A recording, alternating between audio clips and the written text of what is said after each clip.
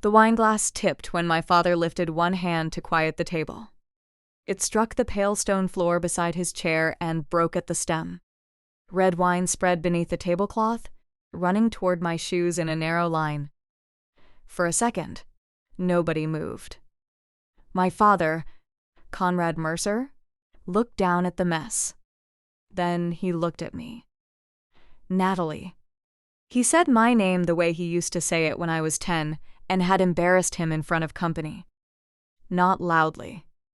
He never needed volume when an audience was already waiting for his approval. One of the servers stepped forward with a towel, but my father took it from her. He held it out to me. Clean that up before somebody slips. There were 22 people around the table. Former colleagues from the bank. 2 neighbors from the country club. My aunt and uncle.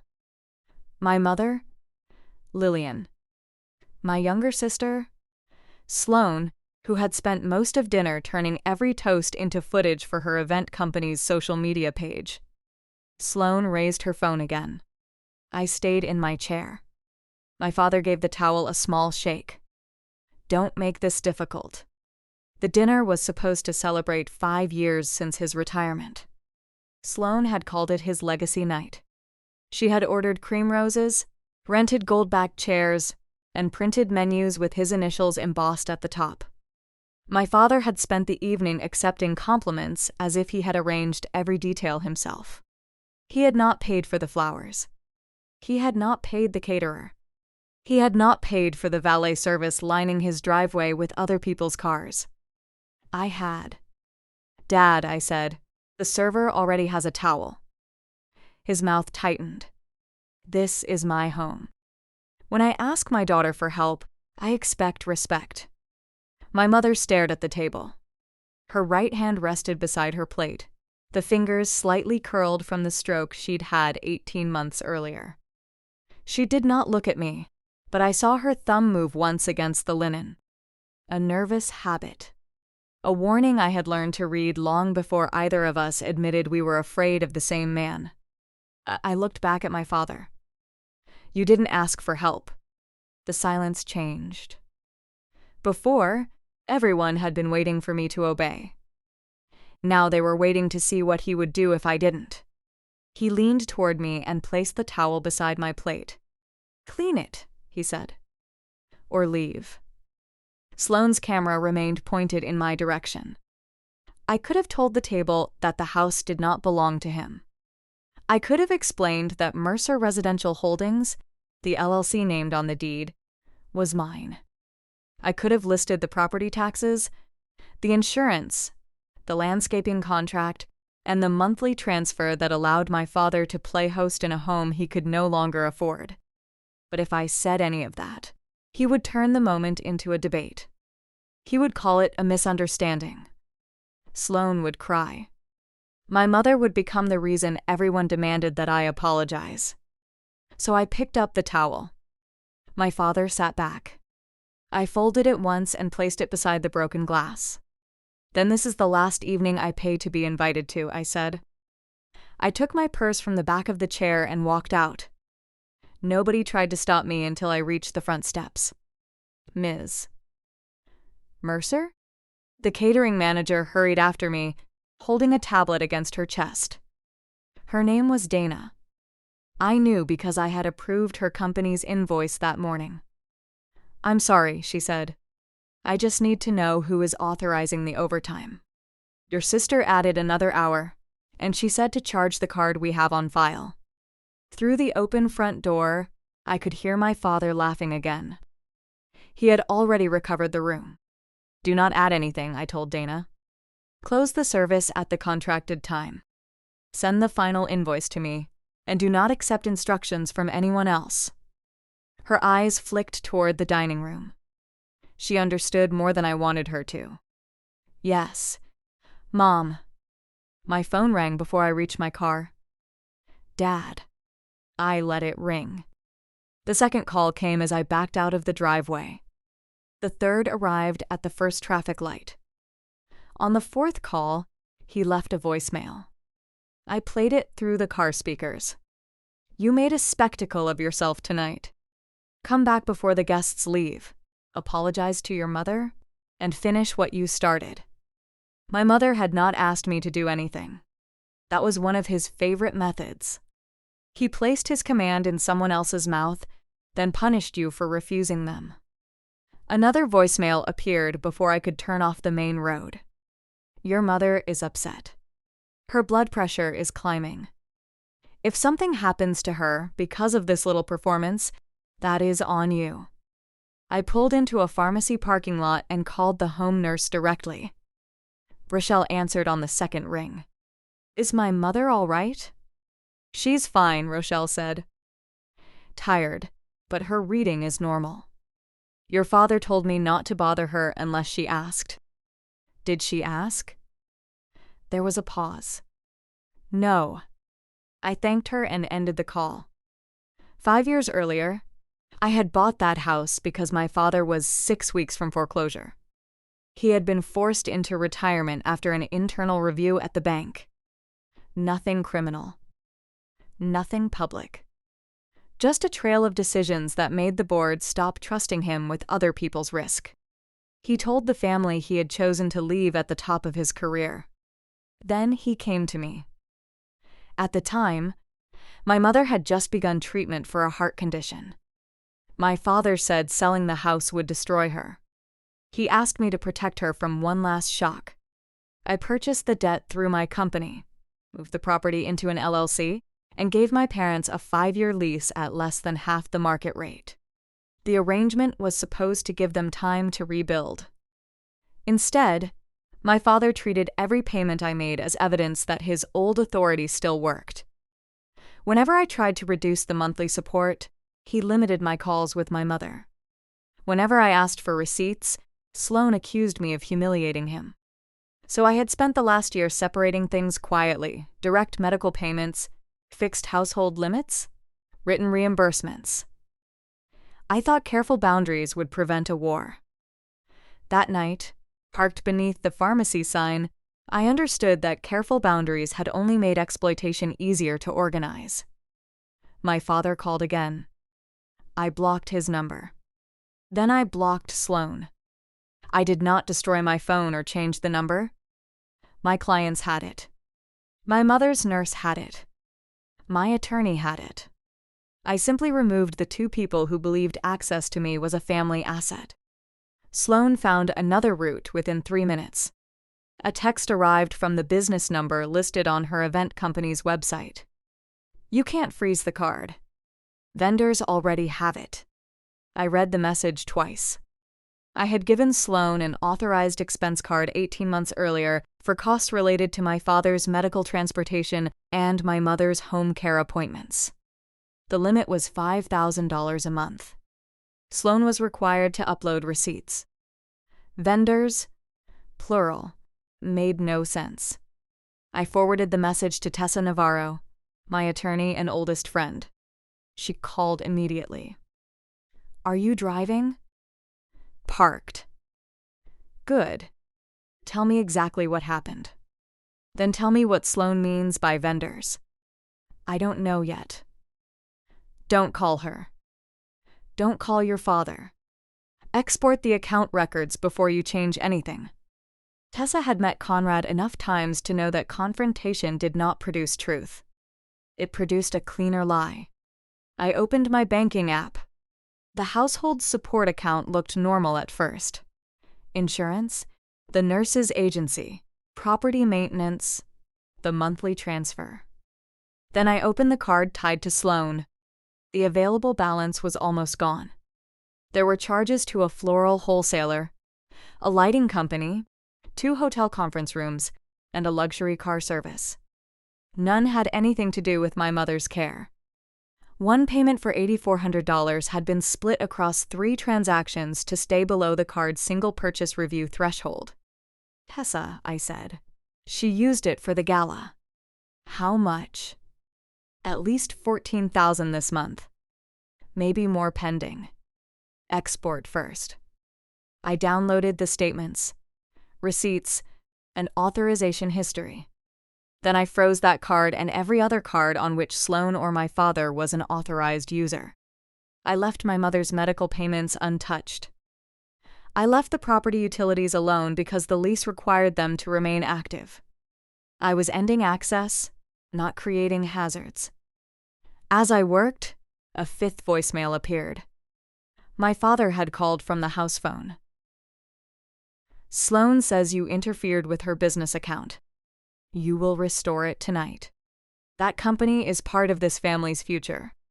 I listened to the message twice, not because I doubted what he said, but because of one phrase. Her business account. The card was mine. The support account was mine. The house was mine. Yet in his version of the world, anything I allowed the family to use stopped belonging to me. I sent one email to my father, Sloan, and my mother. Effective immediately, the discretionary household allowance is suspended. Direct payments for medical care, insurance, and essential property services will continue. All authorized user card access is revoked. No person has permission to open, extend, or represent credit in my name. Existing lease obligations remain unchanged. Future communication regarding finances must be in writing. I copied Tessa and the property manager. Then I drove home. It was nearly midnight when I reached my condo. I placed my keys on the kitchen counter, opened my laptop, and began a formal review of every account connected to my Social Security number. The first credit bureau showed nothing unusual. The second showed a commercial inquiry from 12 days earlier. I had not applied for commercial credit. The inquiry came from Piedmont Community Lending, a regional lender that worked with small businesses. Beneath it was the name of Sloan's company, Everline Events. My phone lit up with another message from the business number. Fix this now. Dad says you already agreed. I called Tessa. There's a commercial inquiry tied to Everline. She went quiet for half a second. Freeze all 3 bureaus. I'm sending you the identity theft report link. Then we call the lender's fraud line together. At 12:27 a fraud specialist named Owen joined the call. He verified my identity, placed a restriction on the file, and asked whether I recognized a personal guarantee signed 6 weeks earlier. For what amount? Tessa asked. $180,000. I thought I had misheard him. Say that again. A revolving business line for Everline Events. The applications lists Natalie Mercer as personal guarantor. I never signed it. Owen did not sound surprised, but his voice became more careful. The verification email was completed, and supporting tax documents were uploaded. I can send the disputed application through the secure portal. The file arrived 2 minutes later. My name appeared on every page. My old address was correct. My income had been copied from a tax return I filed 3 years earlier. The signature was close enough to pass at a glance, and wrong enough that I could see where Sloan had hesitated on the B. Then I saw the verification address. It looked like mine, but one word had been added after my name. Accounts. I had never created that address. Only 3 people had possessed the tax return attached to the application. Me, my accountant, and my father. Conrad had kept a copy when he helped organize documents during the house purchase, back when I still confused his interest in my finances with pride in my success. Has any money been drawn? I asked. Owen checked. $72,000. Tessa asked him to identify the categories without reading unnecessary personal information aloud. The first draw had paid old vendor balances. The second had covered a deposit for Sloan's company. The third had gone directly to the hotel hosting my father's public legacy gala the following month. That was when the shape of it became clear. The dinner had not been the celebration. It had been a rehearsal. The larger event was still coming, and my father intended to finance his reputation with a debt carrying my name. Owen locked further draws pending review. Tessa instructed me not to contact either of them until we preserved the email headers and filed the report. My father sent one final voicemail at 1:03 a.m. His tone had changed. The anger was gone. "Natalie, families make arrangements. We can discuss the paperwork tomorrow. Don't do anything that hurts Sloan over a misunderstanding." He did not ask what paperwork I meant. I had not told him I found the guarantee. I saved the voicemail in 3 places. Then I looked at the dinner invoice still open on my screen and canceled the card scheduled to pay any future additions. I paid Dana's contracted balance in full. The people who had done honest work would not become collateral damage. Everyone else could explain their own promises when morning came.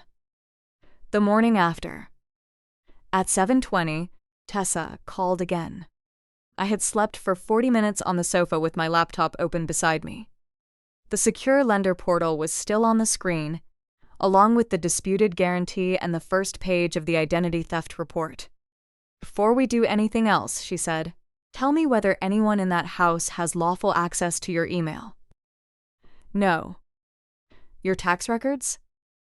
"My accountant." "Me." Conrad had one printed return during the house purchase. "And the alias used for verification?" "Not mine." "Good." Facts first. We file the report, preserve the headers, and send the lender a written dispute. We do not accuse anyone in a family group chat. Tessa knew me well enough to say the last part before I suggested it. Not because I wanted a public fight. Because some stubborn piece of me still believed that if I placed perfect evidence in front of my relatives, they would finally admit what they had watched for years. "Conrad knew," I said. "That voicemail proves he knew. It proves he knew there was paperwork he expected you to accept. That matters. It does not tell us who created the email account or uploaded the file." Her precision steadied me. We finished the identity theft report together. I uploaded the confirmation number to the lender, changed the passwords on my tax portal and business accounts, and gave my accountant written notice that no document could be released without direct verification from me. At 8:15, Piedmont Community Lending confirmed that no additional draw would be processed during the review. At 8:23, my Aunt Celia sent me a screenshot. Conrad had written to the extended family before breakfast. Natalie had suffered some kind of emotional episode at dinner. She had stormed out after being asked to help with a small accident, then canceled money needed for Lillian's care and Sloane's business. "We are worried about her judgment. Please do not inflame the situation by contacting her about finances." Beneath his message, he had attached the first 2 lines of my email, the part saying the discretionary allowance was suspended. He cut the image before the sentence confirming that medical care, insurance, and essential property services would continue. Celia added one question. "Did you cancel your mother's nurse?" I sent her the complete email and the receipt showing that Rochelle's agency had been paid directly through the end of the month. No commentary. No description of the dinner. No mention of the guarantee. 3 dots appeared, disappeared, then appeared again.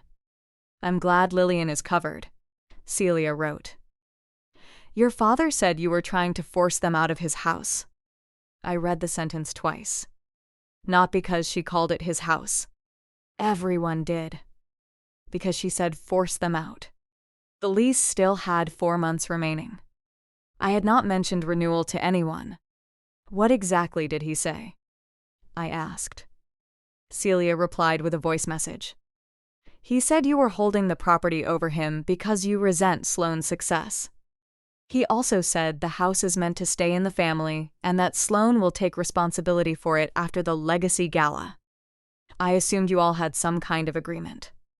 He's been talking about converting the West Wing into an office for her company." I opened the property folder.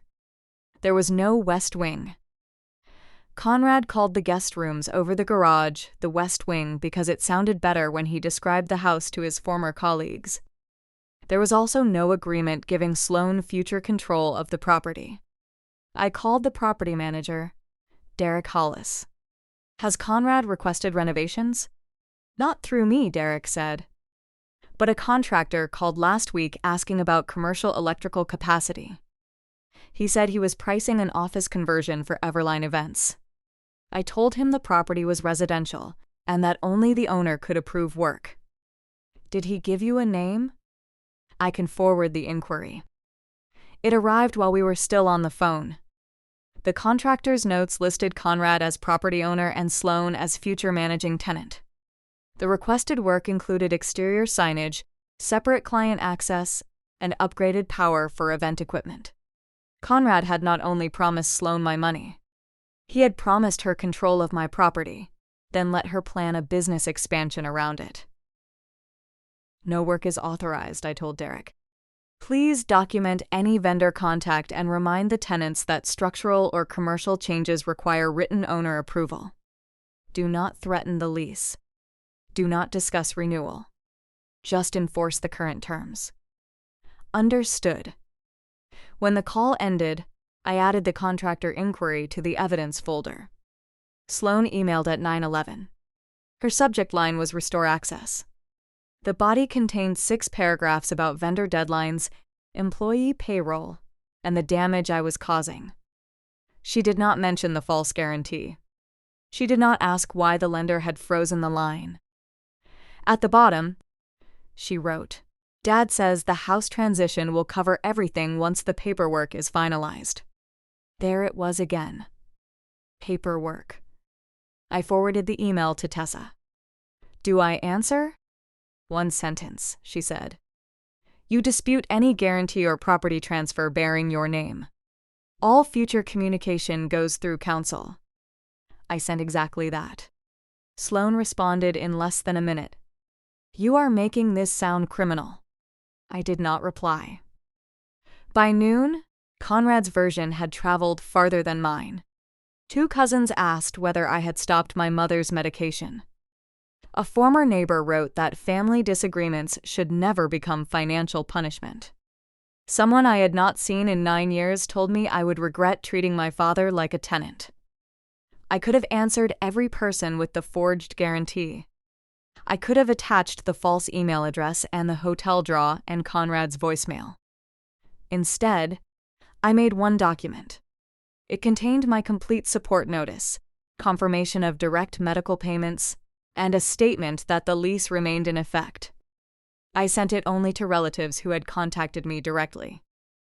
I left out the identity theft evidence because the lender's review was active and because public humiliation was Conrad's preferred courtroom. I would not let him choose the venue for this one. That afternoon, my mother called from the house phone. I answered immediately. Mom? For several seconds, all I heard was breathing. Then Conrad's voice sounded in the background. Tell her the nurse schedule is wrong. Lillian repeated the sentence almost word for word. The nurse schedule is wrong. Rochelle's agency is paid, I said. They confirmed tomorrow's visit. Another pause. Your father says the payment might be reversed. It won't be. Conrad took the phone. You have created enough confusion, he said. Restore the family accounts. Tell the lender there was a misunderstanding, and we can keep this private. What misunderstanding? You know exactly what I mean. I want you to say it. He breathed out through his nose. Sloan secured temporary financing. You were always going to support the company. The structure may not have been explained to you correctly. My signature was forged. That is an inflammatory word. It is also an accurate one. If you report your own sister, you will destroy her business and your mother's peace. Is that what you want attached to your name? The line went dead. He called back 6 times over the next hour. I saved every voicemail without listening to them until Tessa was available. At 4, my firm's travel coordinator emailed to confirm my flight to Lisbon on Friday. The message had been sitting in my inbox for 3 days. 6 months earlier, I had accepted a consulting assignment with a European credit union consortium. The work required 6 weeks in Portugal, most of it remote from a rented house in Cascais. I had nearly withdrawn after Lillian's last neurology appointment because Conrad insisted her condition was becoming unstable. Rochelle's records showed the opposite. My mother was improving. Conrad's need for control was not a medical emergency. I confirmed the flight. I did not announce that I was leaving the country. I sent the itinerary to Tessa, my firm, Derek, and Rochelle's agency. I arranged a second phone number for those contacts and kept my existing number active for documented family messages. I scheduled direct payments for Lillian's care and authorized Rochelle to contact me without going through Conrad. The distinction mattered. I was not disappearing to frighten them. I was continuing a life I had almost canceled to remain available for people who treated my availability as proof of ownership. Friday morning, I boarded the flight. Conrad learned I was gone when a relative mentioned seeing my firm's public conference announcement. By the time I landed, my voicemail held 3 messages. The first accused me of fleeing responsibility. The second demanded my return date. The third was quiet. Your mother needs you here. If you cared about her, you would stop hiding behind lawyers. I listened while waiting for my bag beneath the bright arrivals board in Lisbon. Then I called Rochelle. Lillian had attended physical therapy that morning.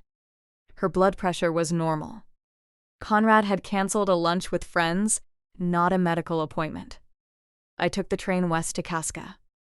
The house my firm had rented was small, white, and practical. 1 bedroom, a narrow office, a kitchen with blue tile, and windows that opened toward the Atlantic. I unpacked my laptop before my close. For the first week, the consequences arrived without drama. The country club emailed Conrad about overdue dues. Sloan lost a venue booking because Everline could not provide a verified payment method.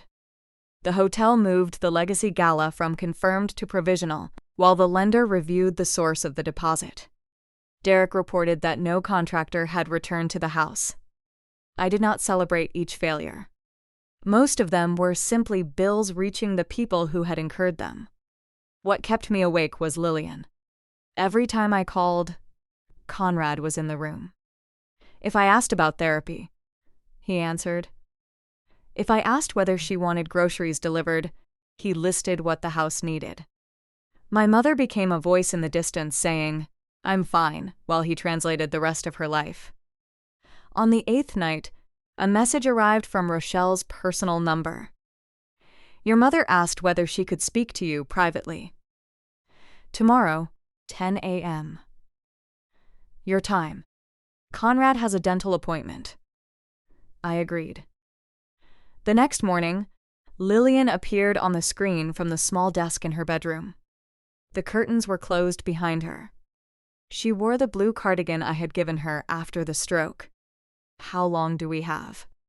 I asked. Maybe 20 minutes. Her voice was stronger than it had sounded on the house phone. Mom, are you safe? She looked toward the bedroom door. He has never hit me. It was not an answer, and we both knew it. Has he stopped you from calling me? He says calls upset me. He keeps my phone in his office at night. I felt the old reflex rise, the urge to solve everything before she could become frightened and retreat. I forced myself to wait. Lillian folded her hands on the desk. Your father knew about the loan, she said. Sloan came to him after the bank rejected her. He called it bridge financing. He said you would complain, then pay it because you would never let the family be embarrassed. Did you see the application? No. I heard them arguing about your tax return. He said he still had the old copy from when you bought the house. That connected Conrad to the document. It did not prove who created the email alias or copied my signature, but it ended the last possibility that he had learned about the guarantee only after I froze the accounts. Would you tell Tessa what you just told me? Lillian's face changed. Would it become public? Not unless the legal process required it. Tessa can explain the limits before you decide. Your father says you plan to sell the house and leave us with nothing. The lease is still active. I have not made a renewal decision. If you ever want a separate apartment, accessible and near your doctors, I will arrange it directly for you. Without him, if that is what you choose. She looked down at her hands. I'm not ready. The words hurt, but they were honest. Then I won't force you. He'll say I betrayed him if I speak to your lawyer. He may. And the family will believe whatever he says first. I could have recorded her statement and sent it to every relative who called me cruel. A few clear sentences from Lillian would have broken Conrad's story before lunch. But her medical recovery, her dependence, and her fear were not evidence I was entitled to broadcast. I won't use this call publicly, I said. If you speak to Tessa, it will be for the lender review and for advice about your own rights. You decide what happens after that. Relief crossed her face first. Then fear returned. He'll be home soon. We ended the call after Rochelle promised to explain the private consultation process. 10 minutes later, Aunt Celia forwarded a new message from Conrad. He claimed I had taken Lillian's nurse aside, pressured my recovering mother for a statement, and threatened to remove her from the house unless she supported my accusations. This time, 3 relatives answered him before anyone contacted me. One wrote that involving a stroke patient in a financial dispute was unforgivable. Another said Conrad had always protected the family from my coldness. I had the truth on my laptop. I also had my promise to Lillian. For the first time since the dinner, protecting someone I loved made my own position weaker. I closed the family thread and called Tessa. She answered on the second ring. Before you say anything, she said, I need to know whether Lillian authorized you to share the call with me. She authorized a private consultation. She did not authorize a family rebuttal. Good. Then those are 2 different lanes, and we keep them separate. Tessa asked me to forward Conrad's new message, the relatives' replies, and the time of the call. She did not ask for Lillian's medical records. She did not tell me to defend myself online. She drafted a short notice stating that Conrad was to stop contacting my employees, clients, and vendors to stop making false claims about my management of Lillian's care. It said future financial communication had to go through counsel. This won't make him quiet, I said. No. It gives his noise a date and a file number. That afternoon, Conrad called my Charlotte office from a former colleague's phone. My operations manager, June, recognized his voice and transferred nothing. He called again, claiming there was a family medical emergency. June contacted Rochelle's agency directly, confirmed there was no emergency, and logged both calls. The next morning, 2 of my clients received emails asking whether they knew their consultant was under investigation for exploiting an elderly parent. The sender used a free account with Conrad's initials and no signature. One client ignored it. The other forwarded it to June with a note asking if our firm needed security support. I hated that question more than the insult itself.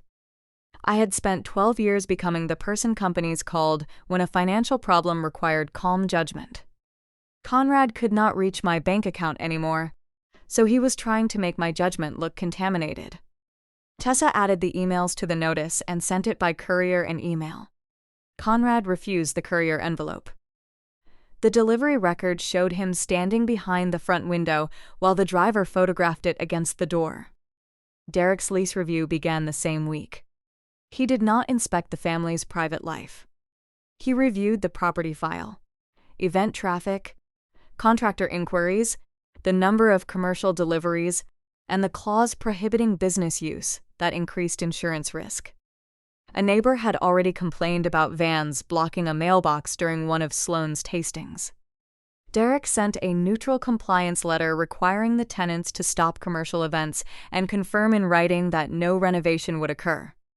Conrad called it an eviction notice. It was not. The first line said the current lease remained in effect. He photographed only the paragraph about unauthorized business use and sent it to the family thread with a caption. Natalie has begun removing her mother from her home. Aunt Celia asked for the first page. Conrad did not send it. I did. That was the limit of my response. I did not mention Lillian's call or Conrad's control of her phone. I sent the complete property letter and wrote, "The lease remains active. Lillian's care remains funded directly. Please do not contact my staff." Celia replied with a check mark. No apology. No defense of Conrad either. The silence after that was small, but it was the first thing he had lost that money could not restore. Sloane contacted me through Tessa 2 days later. Her message said she wanted a confidential settlement discussion. Tessa arranged a video call and warned both of us that she represented me, not the family. Sloane appeared from her car, parked somewhere dim enough that I could see only the dashboard and one gold earring. "I can fix this," she said. "Then tell the lender the truth. I mean inside the family. The lender is the part you need to fix." Sloane glanced past the camera. "Dad told me the house transition was settled. He said the credit line was temporary and you'd refinance it once the gala brought in sponsors." "Did you create the verification email?" Tessa asked. "I asked for a settlement discussion. And I'm asking whether you created the email address used to impersonate my client." "Dad handled the documents." "That wasn't the question," I said. Sloane's expression tightened. "If you restore enough credit for me to finish the gala, I can explain that Dad pushed all of this. I can make sure the family understands you didn't abandon Mom." There it was, truth offered as a service I could purchase. "No," I said. "You haven't heard the number. The number is 0. Then Everline collapses, and the lender comes after everyone. You used my identity. Your business failing is not a reason for me to finance the next false statement." Sloane leaned closer to the phone. "You think you're the only one he used?" "I have voice notes. Months of them.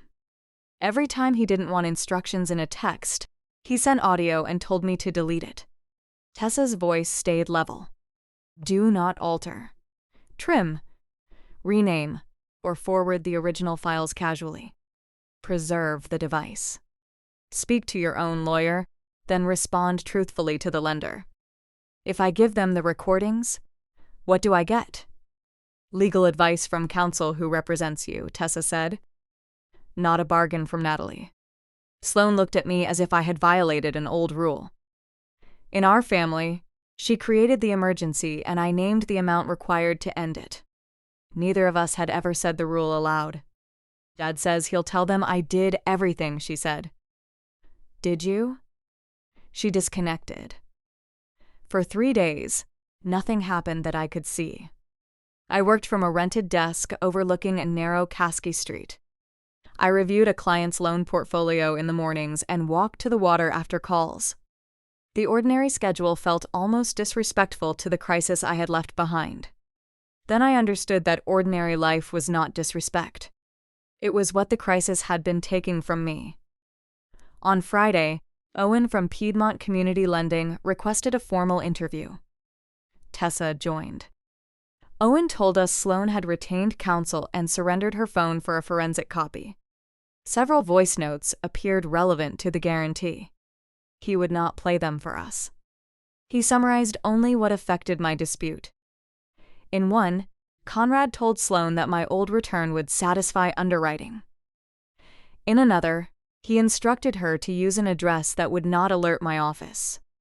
A third referred to practicing my signature from the LLC lease file. The recordings did not transform Sloane into an innocent witness. Her replies showed that she understood the verification was meant to appear as if it came from me. But they destroyed Conrad's claim that he discovered the loan after I froze the accounts. "Does this clear the guarantee?" I asked. "It supports your dispute," Owen said. "Our review is not complete. We still need the original application metadata, the alias records, and an internal decision. There may also be law enforcement requests we cannot discuss with you. It was not a victory. It was the first time an institution had put Conrad's private instructions beside his public denial. 2 relatives stopped calling me that afternoon. I learned why when Celia forwarded a message Conrad had sent to a smaller group. He said Sloane had become unstable under pressure and might have used names from the family directory to secure vendor accounts. One of those relatives owned a dental practice. Another had recently refinanced a rental property. Both demanded to know whether their information appeared in Everline's files. Sloane's attorney later confirmed that draft guarantee forms on her laptop listed 3 relatives as possible backups if my guarantee failed.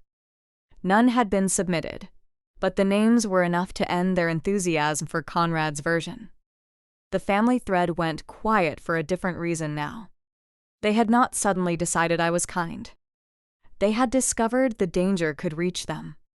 Celia called and said, "I should have asked for the whole message before I answered him." "Yes," I said. She waited for me to soften it. I did not. "Is Lillian really all right?" she asked. "Her providers are being paid. If you want to support her, call her during Rochelle's shift and ask what she needs. Don't ask her to judge the case. What are you going to do to your father? Provide records when I'm asked." "That's all?" "That's enough." I sent Owen the final authorization logs he requested, then removed the lender folder from my phone.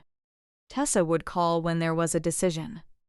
I was no longer going to refresh my inbox until accountability felt like another form of obedience. 3 weeks into the Portugal assignment, Derek sent the lease calendar. The renewal deadline was no longer an idea planted 4 months in the future. The LLC had to give notice within 10 days if I intended to end the tenancy on schedule. I read the lease twice from the terrace table. Conrad and Lillian had occupied the house for 5 years. They had paid below market rent when they paid at all. I had covered the mortgage shortfall, property tax, insurance, repairs, and the landscaping Conrad liked to describe as his weekend project. Non-renewal was legal. It was also a decision that would change where my recovering mother slept. Tessa arranged separate advice. A real estate lawyer reviewed the notice. An elder law attorney, who did not represent me, spoke privately with Lillian during Rochelle's shift. I was not on that call and did not receive its confidential details. Afterward, Lillian authorized the attorney to tell me one thing. She wanted information about the accessible apartment, but she had not agreed to move. I toured 3 places by video with a local relocation agent. The best was a 1-bedroom apartment 9 minutes from Lillian's neurologist. It had a walk-in shower, an elevator, a small balcony, and a second room just large enough for overnight care if she ever needed it. I placed a refundable hold in Lillian's name through a care trust Tessa helped structure. Conrad had no access to it. Neither did I for personal expenses. Then the LLC sent the non-renewal notice. It arrived 90 days before the lease ended. The letter did not accuse anyone of fraud. It did not mention the dinner or the wine on the floor. It stated that the tenancy would conclude on the agreed date, listed inspection and deposit procedures, and included contact information for 2 market-rate rental agencies. A separate envelope went to Lillian through her attorney. It offered the apartment, direct care payments, and transportation to appointments. Acceptance was hers alone. Conrad called Derek within 11 minutes. He demanded a corrected notice naming him as beneficial owner. Derek told him the recorded owner was Mercer Residential Holdings and advised him to speak with counsel. Conrad then claimed he had invested years of labor into the property. Derek asked him to document any reimbursable improvement authorized under the lease. The list Conrad produced included changing light bulbs, supervising lawn crews I paid, and selecting paint colors for a guest room. None created ownership. He sent the family a photograph of the notice beside Lillian's medication organizer. "This time," Celia replied before he could crop the page. She wrote, "The date is 3 months away. What apartment has Lillian been offered? Conrad removed her from the thread. For 2 weeks, Lillian remained in the house. She called me once from Rochelle's phone and asked whether the apartment balcony received morning sun. She asked whether Conrad could visit. I told her visitors would be her decision, subject to the building's rules. Would you come home if I moved? She asked. I will come see you. I won't move back into managing everyone's life. She was quiet. That sounds like your father talking, I said. He says Portugal is proof you never wanted us. I wanted you safe. I also wanted a life. Both are true. It was the first time I had said that without apologizing for the second sentence. Lillian still did not choose. The choice came after Conrad received a request for an interview from local investigators. He drafted a statement saying he had believed I approved the guarantee and that Lillian had heard me discuss it with Sloane. He placed the paper beside Lillian's breakfast plate and told her signing would keep both daughters out of court. Lillian read slowly since the stroke. Conrad became impatient and marked the signature line with a yellow tab. Rochelle was in the kitchen. She did not read the private document, but she heard Lillian say, Natalie never discussed that loan with me. Conrad answered, This is what keeps the family together. Lillian asked for her phone. He refused. She stood without her cane, took 2 steps toward his office, and nearly fell. Rochelle caught her and called the elder law attorney from her own phone. The attorney called a transport service. By late afternoon, Lillian had packed 1 suitcase, her medications, the blue cardigan, and a framed photograph of herself before she married Conrad. She did not leave because I exposed him. She left because he asked her to become evidence for a lie. Conrad followed the transport van in his car. Building staff met Lillian at the apartment and refused to give him a key. He stayed in the lobby until her attorney arrived and explained that Lillian would contact him when she was ready. I saw my mother that evening on video. Boxes sat unopened behind her. The balcony door was cracked, and traffic sounded faintly below. I left my green coat, she said. Rochelle can collect it with the property manager. He's alone in that house. Yes. I feel terrible. You can feel terrible and still stay where you chose to go. She looked tired rather than relieved. Freedom, I was learning, did not always announce itself as happiness. Sometimes it looked like a woman sitting among boxes, asking permission to keep a decision she had already made. Will you call tomorrow? She asked. At 10. Conrad remained in the house through the lawful move-out period. Derek scheduled inspections with written notice and documented a dining room crowded with unused gala decorations. No locks changed early. No utilities were cut. When Conrad missed the final month's rent, the LLC recorded the balance against the deposit rather than staging a confrontation. He still had one public plan left.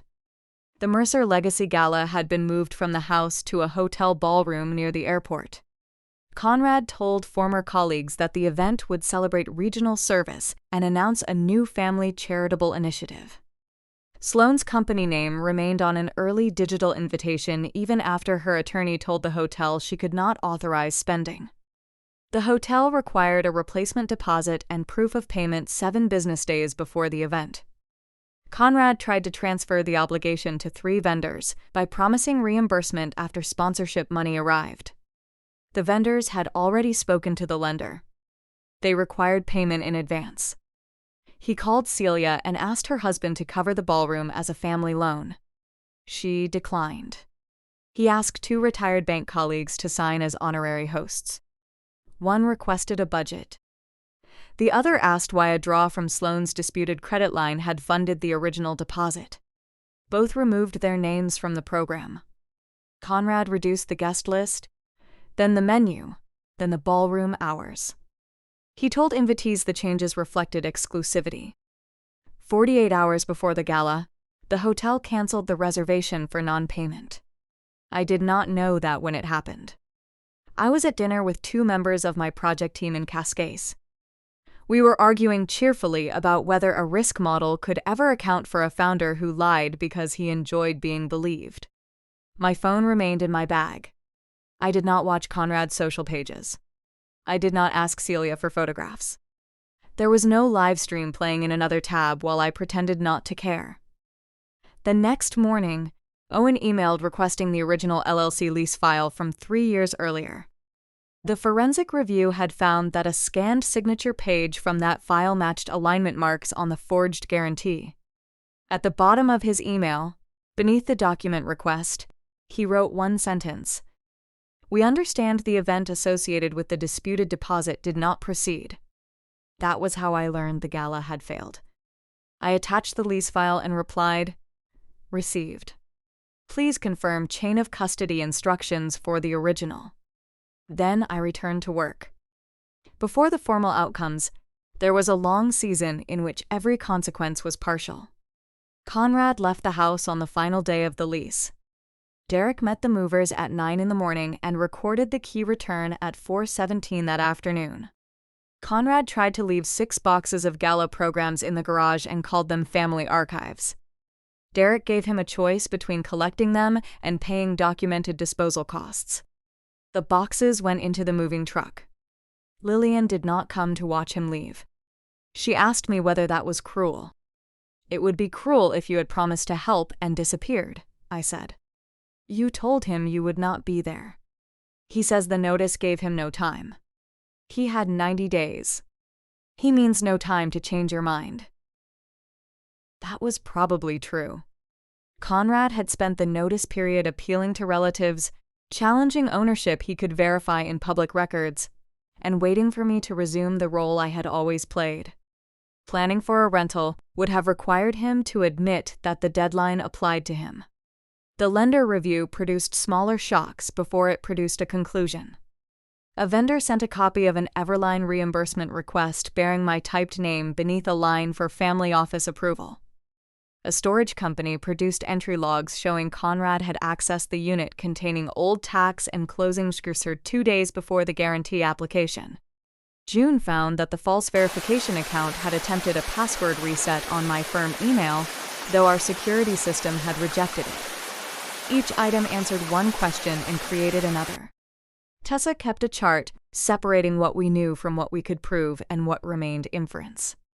She would not let me call Conrad the author of the forged signature before the device analysis supported it. She would not let the lender treat my years of voluntary support as implied permission to guarantee Sloan's company. "Generosity is not a standing authorization," she said during one call.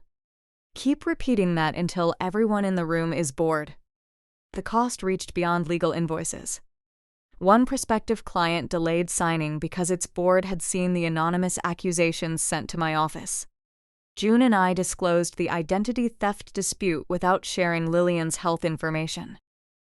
We provided the police report number, the lender's written confirmation that further draws were frozen, and our internal security review. The client signed 6 weeks later, but only after choosing a smaller first engagement. For once, I did not hide that loss from my team. At our monthly meeting, I explained that a personal breach had created a business risk and that the firm would absorb the cost rather than ask employees to pretend nothing had happened. June proposed a client contact protocol. Another consultant recommended removing home addresses from old incorporation records where legally possible. We adopted both. Conrad had tried to use my professional identity against me. The answer was not to become more secretive with the people responsible for protecting it. Lillian had her own uneven weeks. Conrad called from new numbers, sometimes asking about mail, sometimes saying he needed her signature to close a joint account. Her attorney arranged a single supervised exchange of documents and helped separate the accounts that legally belonged to her. The process revealed that Conrad had been routing her pension deposit into the household account he controlled, then giving her a weekly amount as if it came from him. The pension was modest, but the discovery changed the way Lillian described her dependence. "I thought he paid for everything," she told me. "So did a lot of people." You knew better. I knew where my transfers went. I didn't know where your pension went. Her attorney moved the future deposits into an account in Lillian's name and arranged spending support that she could reduce as her recovery improved. I did not receive a card. Conrad did not receive online access. The first purchase Lillian made from that account was a set of balcony planters. She sent me a photograph of 3 uneven rows of basil and mint. One pot was already leaning. I may have overwatered them, she said. Then you'll learn what they need. We were both talking about the plants because the other subject was still too large. Sloane's cooperation created different problems. Once Conrad understood that her phone had been copied, he told relatives she had always been reckless and that he had tried to save her business from collapse. He produced old messages in which he warned her about spending. He left out the later voice notes telling her how to bypass me. Sloane's attorney did not answer in the family thread. Instead, she gave the complete message sequence to investigators. That decision protected Sloane legally and left her socially exposed. Several friends from the event industry stopped referring work. A former employee filed a wage claim. 2 couples demanded deposits Everline no longer had. I felt flashes of sympathy that made me angry with myself. Then I remembered that sympathy did not require intervention. I could recognize that Conrad had trained Sloane to expect rescue and still refused to become the next person who provided it. When Tessa asked whether I would participate in an early civil mediation, I agreed on 3 conditions: no direct contact with Conrad, no use of Lillian's private call unless her own counsel approved, and no settlement term requiring me to describe the matter publicly as a misunderstanding. The first mediation failed. Conrad offered to acknowledge confusion about family financing if I released all civil claims and allowed him 6 additional months in the house. By then, the lease had ended and he had moved. He is bargaining for a past that already closed, Tessa said after we disconnected. The second mediation occurred months later, after the forensic reports were complete. No one used the word misunderstanding. The investigation lasted 9 months. During that time, there were no officers waiting beside my plane when I landed in Charlotte. No judge handed me a check for every dollar my family had taken. The lender did not make a decision because one recording sounded convincing. People compared device records, email headers, access logs, signature files, and bank transfers. Tessa answered requests. Sloane's lawyer negotiated the terms of her cooperation. Conrad hired counsel and stopped speaking to investigators after his first interview. The application metadata showed that the false email account had been created from Sloane's laptop at Everline's office. The recovery number belonged to a prepaid phone purchased with Conrad's card. A scanned page of my tax return had been uploaded from a storage account Conrad used for household records. The guarantee signature had been assembled from 2 samples: my LLC lease signature and a vendor authorization from Everline's files. The evidence divided responsibility more precisely than the family ever had. Sloane had created the alias, submitted the application, and responded to the lender as me.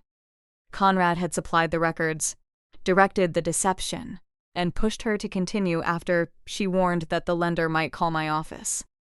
Sloane eventually accepted a plea agreement. She admitted responsibility for the identity theft and falsified business records, agreed to restitution, and received probation with conditions that restricted her financial management. Everline closed. Its remaining equipment and receivables were sold, covering only a fraction of what it owed. Her cooperation mattered. It did not erase what she had done. Conrad's case ended later. On counsel's advice, he entered a plea on conspiracy-related charges without delivering the public confession some relatives expected. He paid financial penalties, was restricted from controlling certain accounts during the supervision period, and remained exposed to civil claims connected to the lender's losses. He did not go to prison for the rest of his life. He did not become poor in a single afternoon. He rented a 2-bedroom townhouse outside the neighborhood where he had spent years introducing my house as his. Piedmont formally voided my guarantee after approving the fraud review. The confirmation arrived as a 6-page letter with 2 attachments and language so cautious it seemed incapable of carrying emotion. I read the sentence 3 times anyway. The lender acknowledges that Natalie Mercer did not authorize or execute the personal guarantee. My credit files were corrected. The civil settlement reimbursed the unauthorized event charges and part of my legal and administrative costs. It did not repay every hour, every client conversation, or every year I had funded Conrad's image of himself. Money could document some damage. It could not total it. By then, Lillian had lived in the apartment for 7 months. At first, she asked Rochelle to schedule every appointment, even when she could have made the call herself. She forwarded mail to me without opening it. When the pharmacy changed one of her refill dates, she called 3 times because she was certain Conrad would say the error proved she could not live alone. I helped once. Then I asked whether she wanted Rochelle or the care coordinator to show her how to use the patient portal. You could just do it, she said. I could. But then it would still be someone else's account in someone else's hands. She did not like the answer. A week later, she sent me a screenshot of the appointment she had scheduled herself. Our relationship did not become simple because Conrad was no longer in the apartment. Lillian still minimized old arguments. She sometimes called his control worry and my money help the family needed, as though no one had made choices about either. On my first visit home, we sat on her balcony with coffee. She told me Conrad had always been proud of my success. He was proud when he could present it as proof of his parenting, I said. He was angry when I used it to make my own decisions. He misses you. I'm not discussing messages from him. I'm only telling you how he feels. That is a message from him. Mom. She turned her cup slowly between her hands. I don't know how to be in the middle. Then don't be. You can have a relationship with him. You can have one with me. You cannot use one to manage the other. She looked out at the parking lot and nodded once. We changed the subject to the herbs she wanted for the balcony. The conversation was less satisfying than a perfect reconciliation would have been. It was also real enough to survive the next visit. My boundaries with Lillian became specific. I would continue the independent care arrangement while she rebuilt her own budget. I would not send cash through her for Conrad. I would not receive updates about his case or his loneliness. I would visit, but not on a schedule he could use to create accidental meetings. She tested those boundaries because new habits do not erase old fear. I repeated them without punishing her for asking. Sloane wrote after her plea hearing. Her email was 6 paragraphs long. She said losing Everline had destroyed the future she had worked for.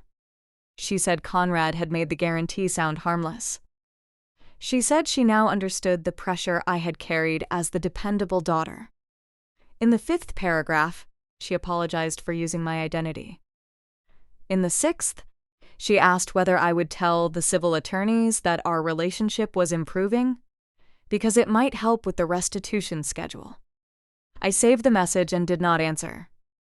Maybe one day Sloane would write an apology that did not arrive with an invoice attached. I no longer needed to decide in advance what I would do if she did. Conrad sent a letter through his lawyer. Tessa forwarded only the first line of the cover email and asked whether I wanted the sealed envelope delivered. Is it required for the case? I asked. No. Then return it. A week later, his lawyer called Tessa to say the letter expressed a father's belief that loyalty should survive financial disagreements. Tessa asked if I wanted to respond. The guarantee was not a disagreement, I said. And no. For years, I had rehearsed the sentence that might finally make Conrad understand me. It changed depending on what he had done. Sometimes it was an explanation. Sometimes an accusation. Sometimes a list of everything I had paid. Returning the envelope was the first answer that did not depend on his understanding. After Conrad vacated the house, Derek supervised the final inspection.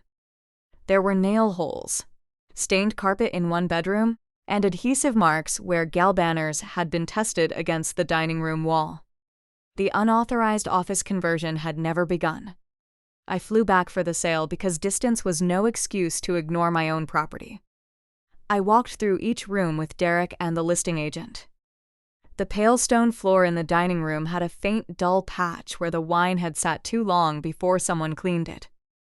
I remembered Dana standing with the towel in her hand. I remembered Sloane lifting her phone. I remembered how certain Conrad had been that the person who paid would also kneel. The house sold after repairs and ordinary market negotiations. There was no bidding war designed by fate. Closing took 6 weeks because the buyer's inspector found moisture near an upstairs window.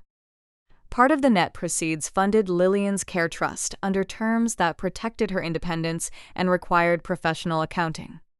That was my choice, not a debt Conrad had assigned me. The rest returned to Mercer Residential Holdings as investment capital. The support account stayed closed. My 6-week assignment in Cascais became 4 months when the client extended the project. Near the end, my firm's leadership team met to discuss what would happen when I returned to Charlotte full-time. I surprised them by saying I did not plan to. We had spent years telling clients that concentration risk was dangerous while concentrating nearly every decision in my office. June had already handled operations through the worst family disruption without missing a filing deadline. 2 senior consultants were ready to lead accounts I had kept because being indispensable once felt safer than being free. We restructured the firm. June became Chief Operating Officer with actual authority, not a title that still required my permission for every choice. I retained the work I was best at and stopped treating physical presence as proof of commitment. I rented the Cascais house for a year. It was not exile. My clients knew where I lived. My mother had my number. Tessa complained about the time difference and visited in spring. I returned to Charlotte when I chose, stayed in a hotel instead of a family property, and left before obligation could disguise itself as emergency. One evening, almost a year after Conrad knocked over the wine, I invited June and her husband to dinner at the house in Cascais. We ate outside beneath a striped awning while the last light moved across the water. June reached for the bread and caught the base of her glass. It tipped against the table. Water ran between the plates and onto the tile. For half a second, everyone stopped. Then June laughed and reached for a napkin. "Leave it," I said. "I've got it." I wiped the table and the floor because the water was in my home and the mess belonged to the people sharing dinner there. No one watched to see whether I would obey. No one mistook service for rank. When I sat down again, the conversation had already moved on. That was the part of freedom I had not understood at the beginning. It was not the amount in the closed support account. It was not Portugal, the house sale, or the lender's letter clearing my name. It was the end of performing my usefulness for permission to belong. I still helped my mother. I still grieved the father I had wanted Conrad to be. I still had a sister whose apology might one day become honest and might not. But care was no longer a blank check, and loyalty was no longer a word someone else could define against me. At Conrad's dinner, I had believed walking away was the final act. It was only the first decision I made without asking what it would cost him. Do you think I was right to protect my mother's privacy while still pursuing the fraud case against my father and sister? What would you have done?